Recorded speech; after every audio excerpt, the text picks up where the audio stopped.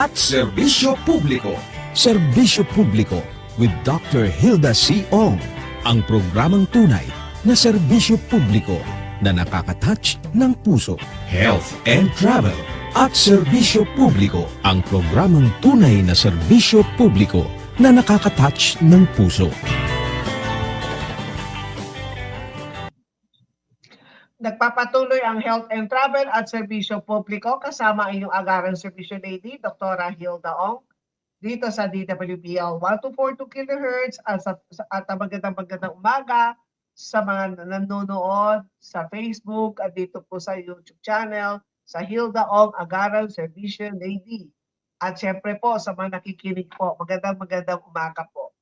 Ang programang Health and Travel at Serbisyo Publiko ay hatid sa atin ng Pag-ibig Fund, tapat na serbisyo mula sa puso.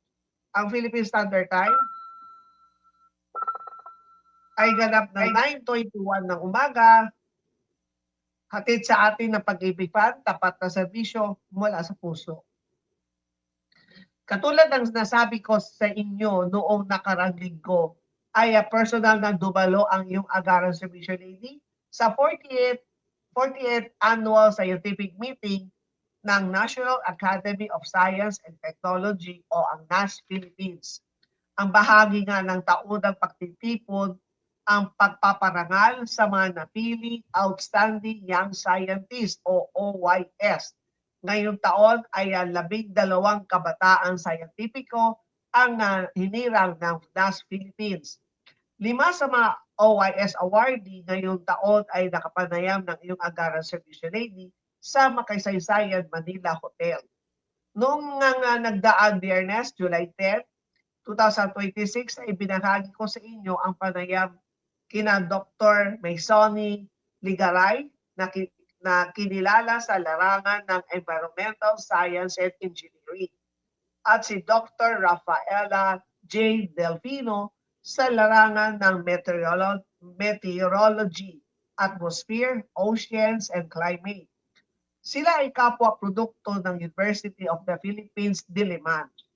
Dumalo din ang iyong lingkod sa isinagawang press conference noong July 9, 2026 kung saan ay nagbahagi ng kani-kanilang kwentong kapupulutan ng inspirasyon ang 12 OYS awardee ngayong taon.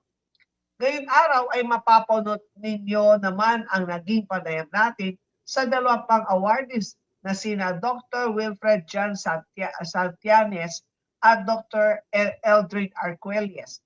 Si Dr. Santillanes ay mula sa UP Diliman at kinilala para sa kanyang pananaliksik kaugnay sa Natural History Sciences, particular sa kanyang naging pag-aaral sa mga seaweeds.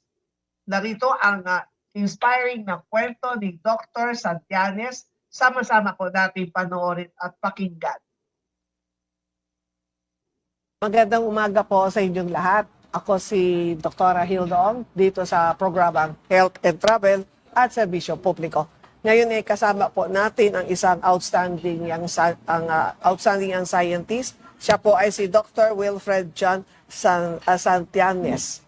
At alamin po natin kung ano ang kanyang specialty at paano siya nasama sa OYS itong taon 2026. Magandang umaga po. Magandang umaga po. Tapos, ano itong nakita ko dito na ang nakalagay dito ay Natural History Sciences. Ano po yun? Ang Natural History Sciences ay isang bahagi ng ating siyensya. No? So, isang siyensya na nag-aaral kung ano-ano ang nakikita natin sa ating kapaligiran. So, particularly ako ay nag-aaral ng anong uri ng mga seaweeds na nakikita natin sa buong bansa. So, yung pag-aaral ko ay at least ngayon nakafocus mula sa Cagayan hanggang sa Tawi-Tawi at nagpupunta din po kami sa West Philippine Sea, particularly sa Pag-asa Island at saka sa mga iba't ibang mga bahura na nakapaligid doon sa Kalayaan Island Group. At tinitingnan namin kung ano yung mga uri ng mga seaweeds at kung ano-ano yung mga potensyal na pwede nating makuha doon sa mga seaweed resources natin doon sa iba't ibang bahagi ng bansa ng Pilipinas. Bakit itong seaweeds ang napili mo?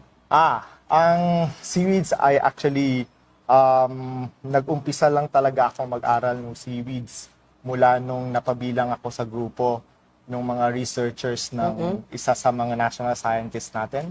So si National Scientist Gabino Trono Jr., siya talaga yung nagbigay sa akin ng inspirasyon, no? Para at nagbukas ng mga oportunidad para sa akin mag-aral ng seaweeds natin sa Pilipinas. So si Dr. Trono kasi yung kanyang specialization before is or until now is actually seaweed biodiversity din. So taxonomist siya. Tapos naging national scientist siya kasi siya yung nag-develop nung culture technology or seaweed farming, no, sa tropics. So siya ang nag-develop, isa siya sa mga nag-develop ng farm or paglinang ng guso, yung source ng karagina natin na isa sa mga pinakamalaking industriya dito sa bansa. So naging isa ako sa mga mananaliksik sa laboratory niya. Tapos siya din actually nag-encourage sa akin na lumabas ng bansa at mag-aral naman sa Japan para sa seaweed biodiversity din.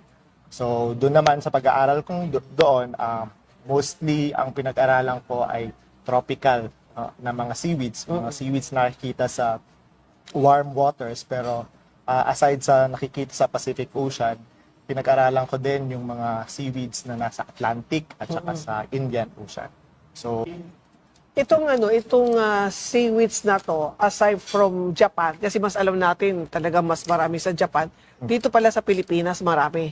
Opo, sa Pilipinas marami po tayong mga seaweeds, no, na we have actually over 900 na mga seaweeds na pwede nating linangin, paramihin at gamitin para sa iba't ibang applications, no, sa iba't ibang industries.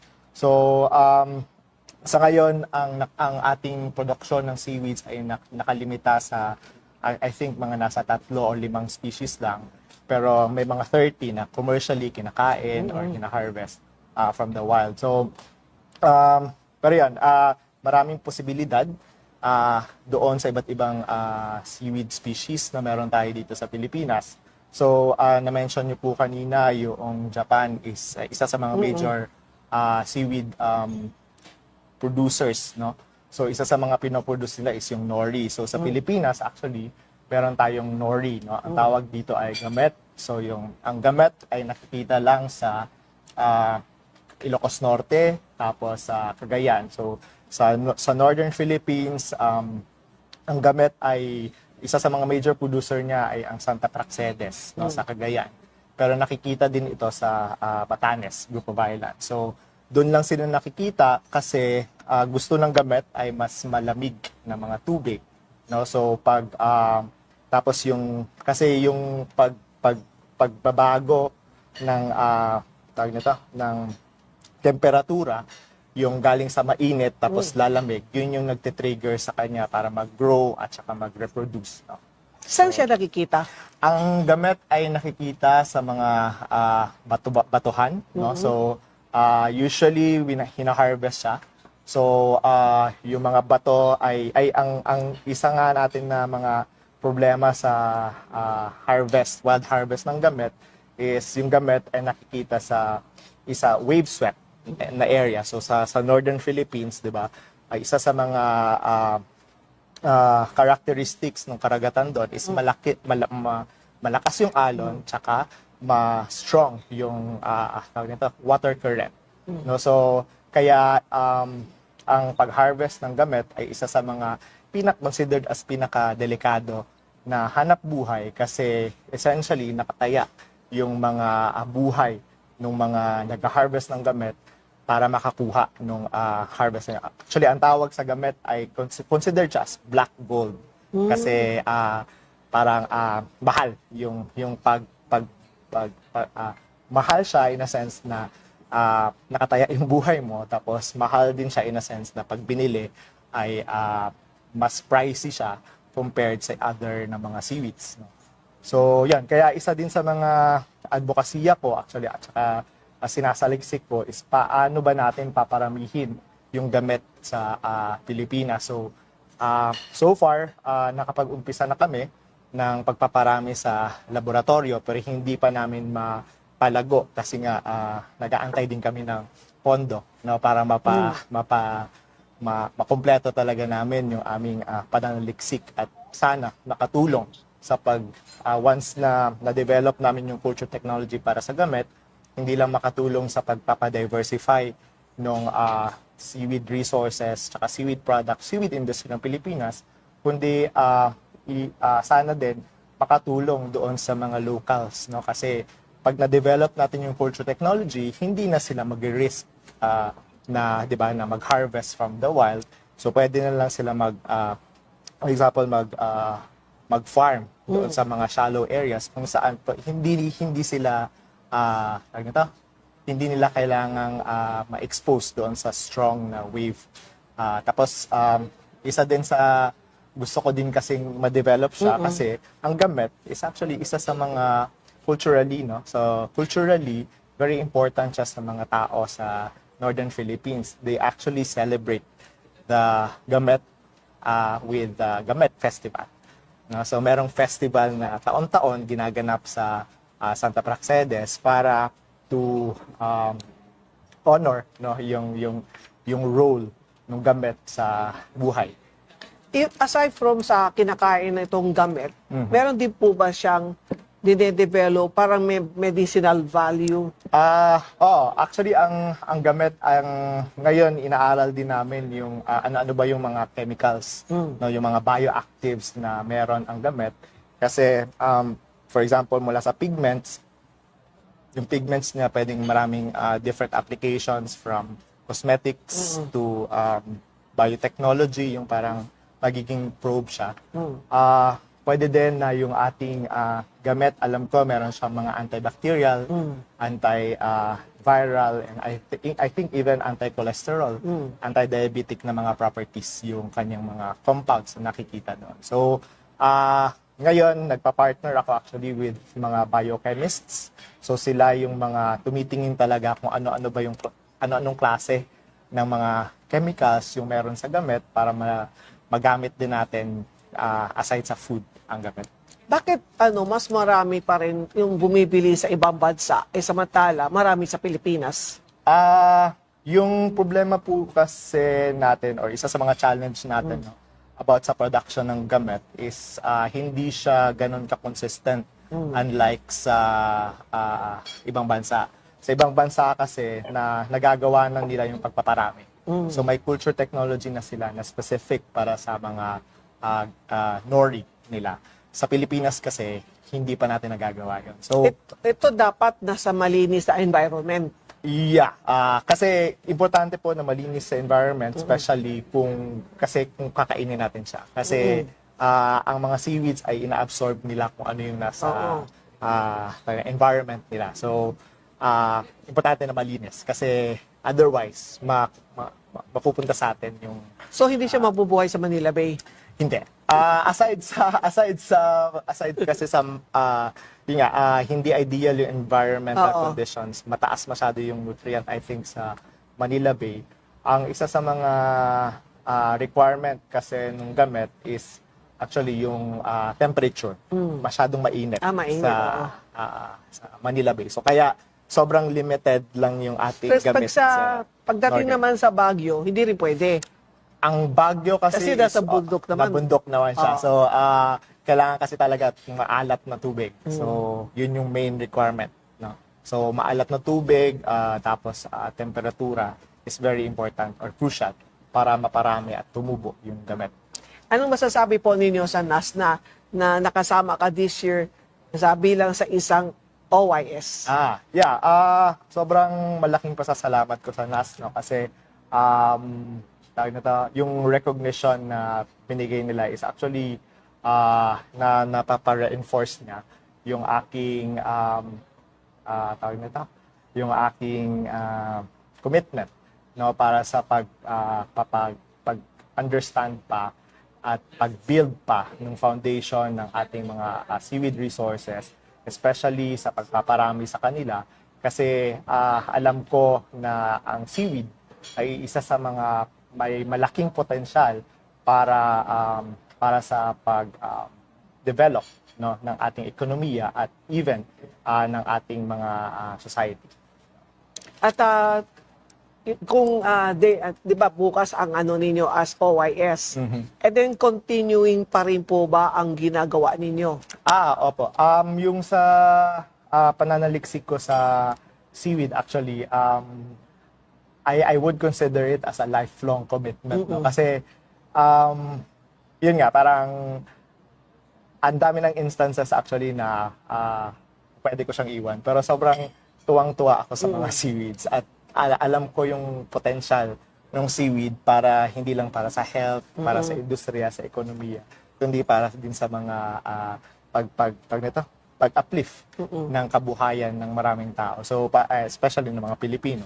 So kaya I don't think na hihinto ako sa pagpananaliksik para sa pag-develop ng ating mga seaweed resources. Ano ang naman ang may papayo ninyo sa mga nakikinig at mga nanonood na kumbaga mag-join din dito sa NAS at malay mo pwede rin sila maging isa sa magiging OYS o Outstanding Young Scientist? Yeah, ako siguro again yung panawagan ko is sana mas dumami pa yung ating mga siyentista ng bayan, siyentista ng para sa bayan. Kasi especially yung mga marine scientists. So ako ay isang mga marine scientist kasi ang isa sa mga challenge na Pilipinas is tayo ay isang archipelago.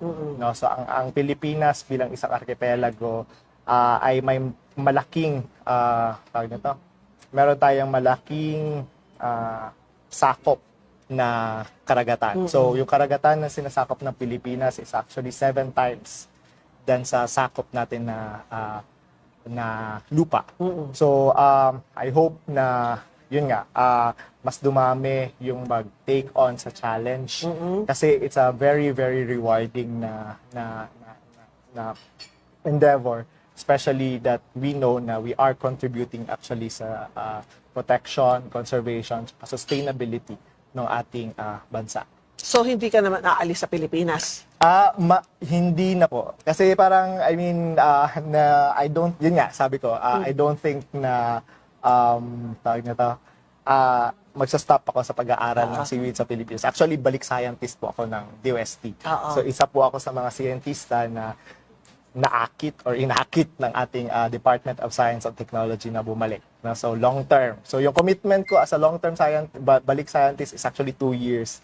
Yun. So, but now, mula 2018, andito na po ako and I'm looking forward na mag-retire sa Pilipinas.